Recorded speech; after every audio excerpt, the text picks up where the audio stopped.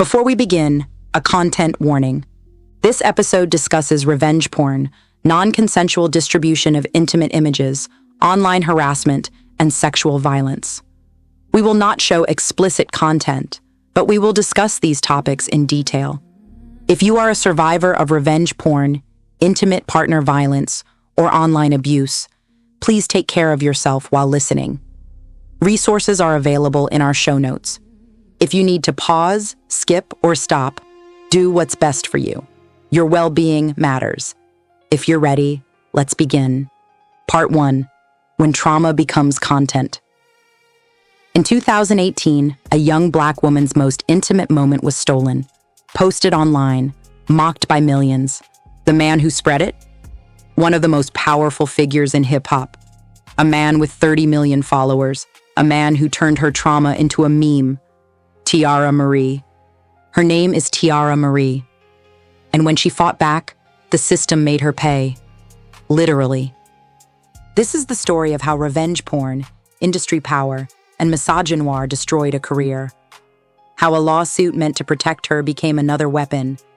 And how the entertainment industry profits from Black women's pain while offering them no protection.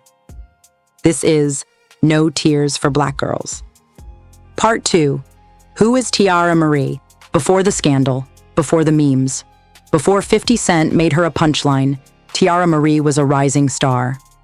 Born Tiara Marie, a Thomas, on December 2, 1987, in Detroit, Michigan, she grew up surrounded by music. Her grandmother was a gospel singer. By age 5, Tiara was performing in church. By her teens, she was writing songs and dreaming of stardom. In 2004, at just 16 years old, Tiara caught the attention of Jay-Z. He signed her to Def Jam and Rockefeller Records, the same label that launched Rihanna, Kanye West, and Ne-Yo. Her debut single, Make Her Feel Good, dropped in 2005. It peaked at number 35 on the Billboard Hot 100. The album, Rockefeller Records, presents Tiara Marie Star, sold over 69,000 copies in its first week. She was 17 years old, a child, and the industry was already packaging her as a sex symbol. But behind the scenes, things were falling apart. Jay-Z left Def Jam in 2007. Tiara's second album was shelved. She was dropped from the label. By 2008, she was unsigned, struggling to book shows and watching her peers, Rihanna, Beyoncé, Kiara, soar while she faded. She pivoted to reality TV, Love and Hip Hop Hollywood in 2014. It gave her a paycheck, but it also locked her into a narrative, the has-been, the cautionary tale, the girl who couldn't make it.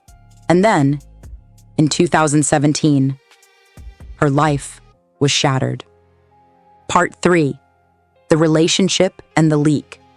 In 2017, Tiara Marie was in a relationship with Akbar Abdulahad, a man she met through mutual friends in Los Angeles. The relationship was turbulent. Friends later described it as controlling, volatile. But Tiara stayed. And like many couples, they recorded intimate moments, private videos, meant for no one else. On May 1st, 2018, those videos were posted online. Not by a hacker, not by a stranger, by Akbar Abdulahad himself. He uploaded explicit footage of Tiara to Instagram, her face, her body, her most vulnerable moments, exposed to the world. Within hours, the videos spread across Twitter, Facebook, and gossip blogs, The Shade Room, Baller Alert, Media Takeout. They all posted it. Some blurred the images, some didn't. Tiara was at home when she found out. She called friends, crying. She called her lawyer. She deactivated her social media. But it was too late. Millions had already seen it. And then, 50 Cent got involved. Curtis Jackson, known as 50 Cent, had no relationship with Tiara Marie. No beef, no history. But he had 23 million Instagram followers, and he saw an opportunity. On May 2, 2018, 50 Cent reposted the explicit images to his Instagram account. He added his own caption, mocking Teairra, making jokes, turning her trauma into content. His post got millions of views, thousands of comments. People laughed, people shared, people made memes. Tiara Marie's name was trending, but not for her music, for her humiliation. Part 4. The Lawsuit. On May 3rd, 2018, one day after 50 Cent's post, Tiara Marie filed a lawsuit in Los Angeles Superior Court. She sued Akbar Abdullahad for invasion of privacy, intentional infliction of emotional distress, and violation of California's revenge porn law. And she sued 50 Cent for the same charges. Her legal team argued that 50 Cent's repost was not commentary or news. It was harassment. It was distribution of non-consensual pornography. And under California Civil Code, Section 1708.85, it was illegal. The law is clear. Anyone who intentionally distributes intimate images of another person without consent, knowing the person will suffer emotional distress, can be held liable. Teairra asked for damages. She asked for an injunction to stop further distribution. She asked for accountability. 50 Cent's response? He mocked her. He posted more memes. He called her a thought. He told his followers she was broke and desperate. And then, he filed a motion to dismiss. His lawyers argued that his post was protected by the First Amendment, that he was commenting on a newsworthy event, that Teairra was a public figure who had put herself out there on reality TV. In other words, she deserved it. In July 2019, a judge ruled in 50 Cent's favor. The court found that Teairra had failed to prove that 50 Cent acted with actual malice, or that his post caused her specific, quantifiable harm beyond what Akbar had already caused. The lawsuit was dismissed, but it didn't end there. 50 Cent's legal team filed a motion for attorney's fees. They argued that Teairra's lawsuit was frivolous, that she had wasted the court's time. The judge agreed. Tiara Marie was ordered to pay 50 Cent $30,618.24 in legal fees. She didn't have it. She was already in debt, already struggling. So 50 Cent's lawyers filed for wage garnishment. They went after her love and hip-hop paychecks, her appearance fees, anything she earned. And 50 Cent? He posted about it. He bragged. He turned her financial ruin into content. As of 2025, Tiara Marie has not paid the full amount. The debt remains. Part 5. The systemic issue, revenge porn and black women. Tiara Marie's case is not unique. According to the Cyber Civil Rights Initiative, 1 in 12 adults in the United States has been threatened with or victimized by non-consensual pornography, commonly called revenge porn. For women, the rate is higher. For women of color, it's even worse. A 2016 study by Data and Society found that Black women and Latina women are disproportionately targeted by online harassment, including revenge porn, doxing, and cyberstalking. And for Black women in entertainment, the numbers are staggering. As of 2025, 48 states have similar laws. But enforcement is inconsistent. Penalties are weak. And platforms like Instagram, Twitter, and Facebook are protected by Section 230 of the Communications Decency Act, meaning they can't be held liable for user-generated content, even if it's illegal. So the images stay up, the trauma continues, and the women are told to move on. Part 6. Parallel cases, a pattern of abuse. Tiara Marie is not alone. In 2020, Megan Thee Stallion was shot by Tory Lanez. When she spoke out, she was mocked, called a liar, turned into a meme. 50 Cent posted about that too. He sided with Tory. He made jokes.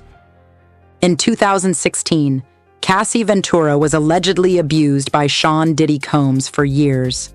She signed an NDA. She stayed silent. In 2023, she filed a lawsuit. Within 24 hours, Diddy settled. The terms are confidential, but the abuse, documented, on video, and the industry knew. In 2018, Kalani was stalked by a man who broke into her home. She got a restraining order. She spoke about her trauma publicly. The response? Victim blaming. She's doing it for attention. She's lying. In 2017, Blac Chyna's intimate images were leaked by her ex, Rob Kardashian. He posted them on Instagram. He called her names. He tried to destroy her. She sued. She won. But the images are still out there, still searchable, still used against her. This is the pattern. A Black woman is violated. She speaks out. She's punished again, by the abuser, by the public, by the system. And the men, they move on. They keep their careers. They keep their power. Part 7, the industry's complicity. Let's talk about who profits when Black women are humiliated. Gossip blogs, The Shade Room, Baller Alert, Media Takeout. They posted Tiara's images. They got millions of clicks. They sold ads. They made money. Social media platforms. Instagram allowed 50 cents posts to stay up for hours. Twitter allowed the images to spread. Facebook groups shared them freely. Record labels. Def Jam dropped Teairra years before the scandal. But when it happened, silence. No statement. No support. Reality TV producers, Love and Hip Hop filmed Tiara's breakdown. They turned her trauma into a storyline. They aired it for ratings. And 50 Cent? He's still one of the most followed celebrities on Instagram. He still gets brand deals. He still executive produces hit TV shows. There were no consequences for anyone except Tiara. Part 8. Where is Tiara Marie now? As of November 2025, Tiara Marie is still fighting. She has not paid the full $30,618 judgment to 50 Cent. Her wages are still subject to garnishment. She has released music independently. She performs at small venues. She posts on social media, though less frequently than before. In interviews, she has spoken about the toll the scandal took on her mental health. Depression, anxiety, suicidal thoughts. She has also spoken about the industry's betrayal, how no one defended her, how she was left to fight alone. But she's still here, still creating, still surviving. And that, in itself, is resistance. Part 9. What needs to change? So what do? First, we hold platforms accountable. Instagram, Twitter, Facebook. They need to enforce their own policies. Revenge porn is illegal. It should be removed immediately. Not in hours, not in days, immediately. Second, we strengthen the laws. California's revenge porn statute is a start, but it needs teeth. Higher penalties, criminal charges, and it needs to apply to anyone who distributes the images, not just the original poster. Third, we support survivors. Legal fees, therapy, career rebuilding. These costs are real. And right now, survivors bear them alone. Organizations like the Cyber Civil Rights Initiative offer resources, but they're underfunded, overwhelmed. They need support. Fourth, we change the culture. Stop sharing the images. Stop clicking on the blogs. Stop making memes out of Black women's trauma. And if you're a man with a platform, especially if you have millions of followers, use it responsibly. Your words have power. Your posts have consequences. 50 Cent had a choice. He chose cruelty.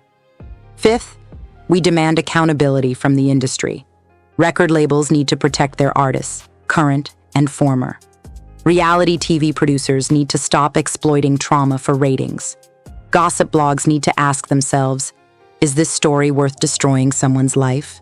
And we, as consumers, need to stop rewarding them when they do. Finally, we center Black women's voices. Tiara Marie told her story. Megan Thee Stallion told hers. Cassie told hers. Believe them, amplify them, protect them, because if we don't, the cycle continues. Part 10. Say her name, hold space, lift where we stand. Tiara Marie was 30 years old when her life was upended. She didn't ask for this. She didn't deserve this. She was a young woman who trusted the wrong person, who had her privacy violated, who fought back and was punished for it. Her story is not unique, but it should be unacceptable. Revenge porn is not a personal failing, it's a crime. And when powerful men amplify it, when platforms profit from it, when the legal system fails to protect survivors, that's not justice, that's complicity. So here's what you can do. 1. If you see revenge porn online, report it.